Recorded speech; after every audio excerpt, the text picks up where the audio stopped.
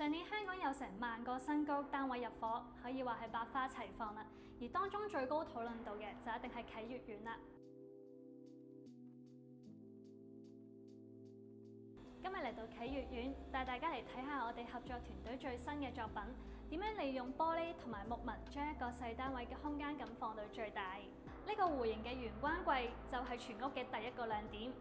上下櫃咧都刻意做咗圓角設計，小朋友喺屋企跑跑跳跳，又或者趕時間出門口都好，都唔會怕撞到。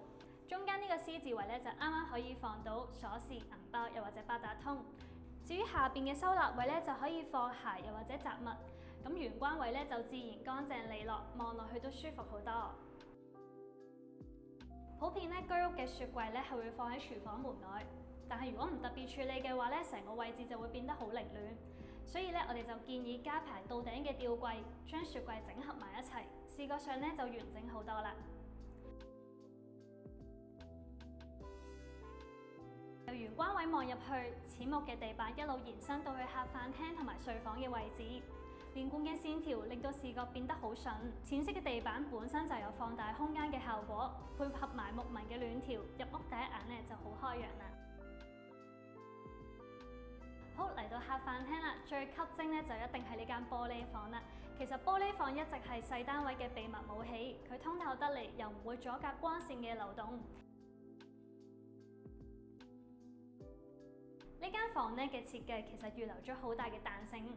而家咧可以用嚟做書房，呢邊咧可以放書台，另一邊咧又可以放一個高櫃，坐喺度咧做嘢就可以望出去客廳，又或者窗外嘅風景，氣氛咧係非常之舒服。如果第日咧想轉為客房，亦都做到。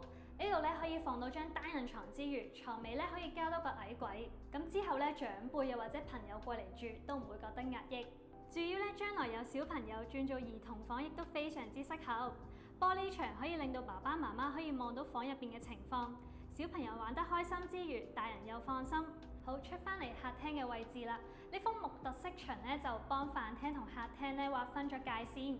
咁呢兩個區域各有焦點，但係視覺上咧又有一體嘅感覺。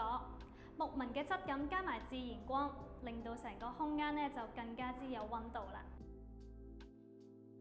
好，嚟到主人房啦，咁我哋就預留咗好大嘅空間俾屋主咧去放自己中意嘅現成家私，咁佢可以按照住自己嘅生活需要，又或者咧日後成員嘅變化去作出調整，咁咧成個方案咧就更加之彈性同埋靈活啦。浴室咧就用咗深灰色嘅雲石磚，色調統一，亦都方便清潔，而深色嘅下櫃同埋白色嘅台面就襯托出有精品酒店嘅簡約感。而細節位都好講究嘅喎，花灑同龍頭咧都用咗窗灰色，低調得嚟又會襯托咗浴室嘅質感。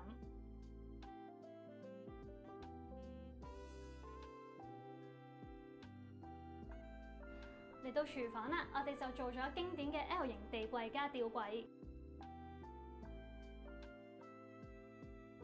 咁樣咧就可以保持良好嘅動線去煮嘢食。由切菜、清潔到烹飪，一條路線咧就搞掂。